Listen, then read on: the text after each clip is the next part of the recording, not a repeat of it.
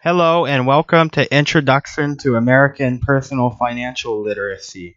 In this course, you'll learn about how to avoid financial schemes, how to manage your bank account and check on your check systems report, how to budget and calculate your net worth, payment methods and consumer protection, saving, comparison shopping, including reading reviews on Amazon and other websites, the psychology of being in debt, and how to overcome your negative emotions and build a solid plan to repay your debt, credit cards and credit reports and scores.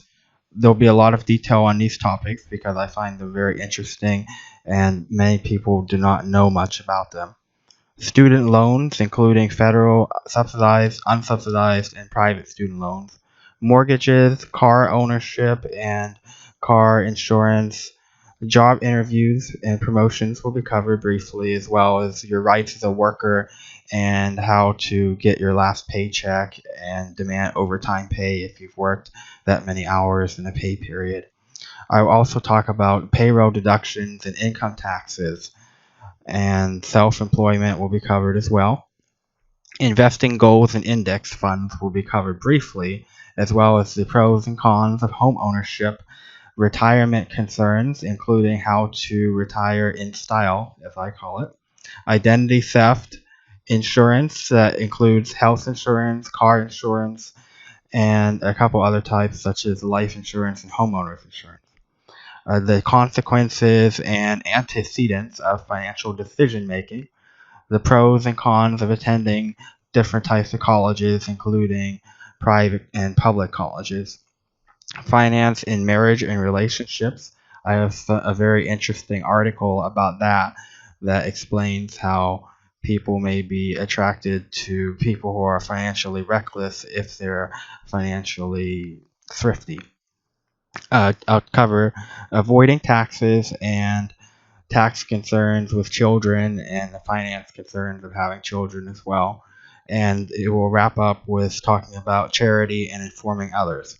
This course is self-paced. You can do the modules in whichever order you prefer. So if there's a certain topic you want to learn about, you can skip the other modules to go to that one. There are no instructor graded assignments nor peer graded assignments. Instead of that, I will have you write things if you choose to, and then give you the rubric so that you can evaluate your own writing, or you can compare it to someone else's writing, which will be samples I provide, and see what parts that matched up and what things that you didn't consider or think about. I will be using a variety of motivational and educational theories in this course, including cognitive load theory, self-determination theory, and Carol Dweck's mindset model. I would like to encourage you to have a growth mindset for this topic and for mathematical topics such as interest rates and basic arithmetic. That will be a major goal of this course, as well as the other topics I've mentioned.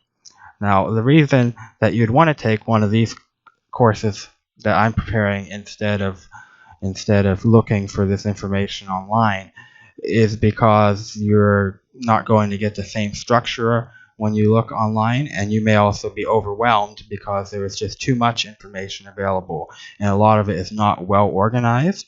Most of it doesn't have empirical support in the way it's presented, which results in cognitive overload, and it also probably is incorrect in a lot of cases, which I found from personal experience reviewing websites. In the first module, we'll talk about the disastrous consequences of financial illiteracy. And I'll see you there. Bye.